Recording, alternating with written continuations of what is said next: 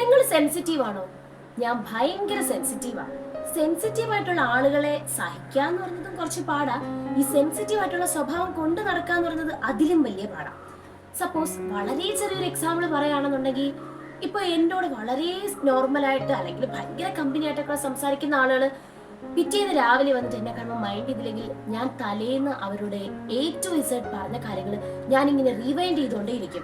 ഞാൻ ഇന്നലെ അവരോട് എന്തൊക്കെ പറഞ്ഞു, എന്തൊക്കെ ചെയ്തു, എപ്പോഴൊക്കെ ഞങ്ങൾ സംസാരിച്ചു, എപ്പോഴൊക്കെ ഞങ്ങൾ എവിടെയൊക്കെ പോയി, ഞാൻ എന്തൊക്കെ പറഞ്ഞു, അവരൊക്കെ അതിൽ ഏതൊക്കെ ഹേർട്ട് ആവാൻ സാധ്യത ഉണ്ടായിരിക്കും, അത് അങ്ങനെ പറഞ്ഞത് കൊണ്ടാണോ ഹേർട്ടായത്, അങ്ങനെ അങ്ങനെ ഒരു 100,000 ചോദ്യങ്ങൾ എന്റെ മനസ്സിലിങ്ങനെ വന്നു നോക്കൊണ്ടേയിരിക്കും. ഏറ്റവും ലാസ്റ്റ് ഒരു ബ്രേക്കിനൊക്കെ അവർ വന്നിട്ട് പറയും, രാവിലെ ഞാൻ കുറച്ച് ബിസി ആയതുകൊണ്ടാ മിണ്ടാൻ പറ്റാഞ്ഞെന്ന് പറയുമ്പോൾ ഞാൻ തന്നെ ചിന്തിക്കും, എന്തിനാ ഞാൻ എന്റെ ഇത്രയും സമയം കളഞ്ഞ് വെറുതെ ഇരുന്ന് ചിന്തിച്ചത്. പക്ഷേ എത്രയൊക്കെ അങ്ങനെ ചിന്തിക്കരുതെന്ന് കരുതിയാലും അങ്ങനെ പറ്റാറില്ല. അതൊരു സെൻസിറ്റീവ് ആയിട്ടുള്ള ആളിന് മാത്രമേ പറഞ്ഞാലും മനസ്സിലാവും. നിങ്ങൾ സെൻസിറ്റീവ് ആണെങ്കിൽ തീർച്ചയായിട്ടും നിങ്ങൾക്ക് ഇത് ഹൈലി റിലേറ്റബിൾ ആയിരിക്കും.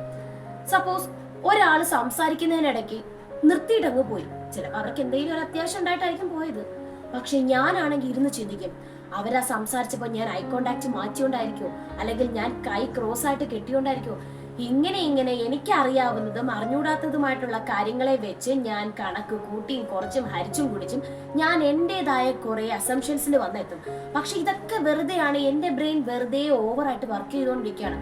സെൻസിറ്റീവ് ആയിട്ടുള്ള മനുഷ്യര് ഇതുപോലെ അനാവശ്യമായിട്ട് വർക്ക് ചെയ്ത് പെട്ടെന്ന് ക്ഷീണിക്കാറുണ്ട്.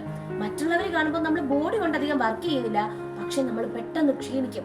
അതിന്റെ കാര്യം ഇതാ, വെറുതെ ആരെങ്കിലും പറയുന്ന എന്തെങ്കിലും കാര്യത്തിന് വേണ്ടി അവർ ചിന്തിക്കേണ്ടതിന്റെ എഫേർട്ടും കൂടെ നമ്മളെടുത്ത് നമ്മുടെ തലയിൽ വെച്ച് നമുക്ക് ചിന്തിക്കാൻ പറ്റുന്ന എല്ലാ ലെവൽസിലും നമ്മൾ ചിന്തിക്കും.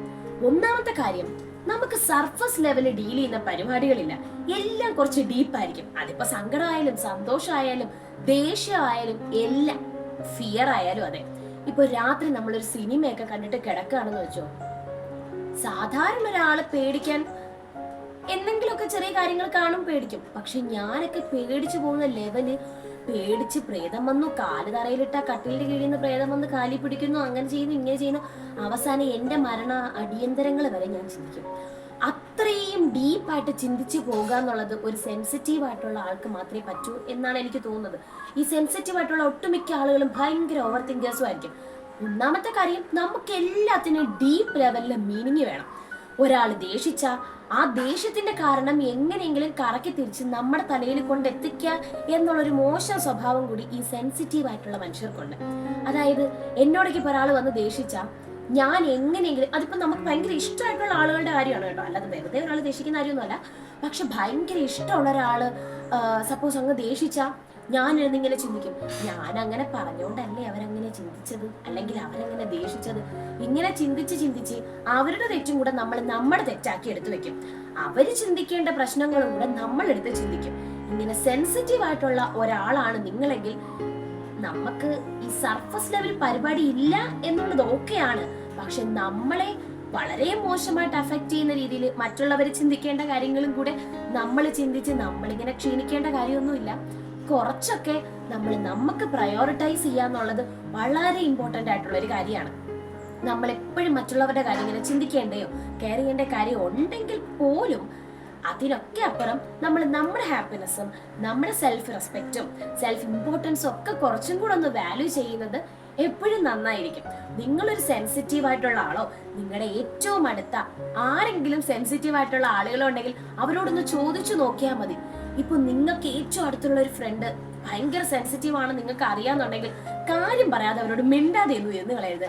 അവരിനി അത് ചിന്തിച്ച് വർഷങ്ങൾക്ക് മുമ്പ് ഏതോ ഒരു ഞായറാഴ്ച നിങ്ങൾ അവരോട് പറയാതെ പോയിട്ട്, അല്ലെങ്കിൽ അവർ നിങ്ങളോട് പറയാതെ പോയിട്ട് അങ്ങനെ ചെയ്തത് കൊണ്ട് ഇങ്ങനെ ചെയ്തത് കൊണ്ട് ആവുമെന്നൊക്കെ ചിന്തിച്ച് അവരതിനൊരു കൺക്ലൂഷൻ കണ്ടെത്തി വെച്ചിട്ടുണ്ടായിരിക്കും. ഇനി നിങ്ങൾ ചെന്ന് അയ്യോ എനിക്ക് ഇന്നലെ പറ്റിയില്ല അതുകൊണ്ടാ മിണ്ടാഞ്ഞെന്ന് പറഞ്ഞാൽ ഇത്രയും അവർ എഫേർട്ട് എടുക്കുന്നത് വെറുതെ ആവും.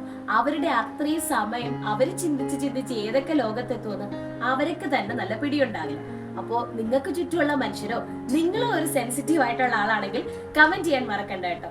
അപ്പൊ അടുത്തൊരു വീഡിയോ ആയിട്ട് നമുക്ക് പിന്നെ കാണാം. അതുവരേക്കും ബൈ.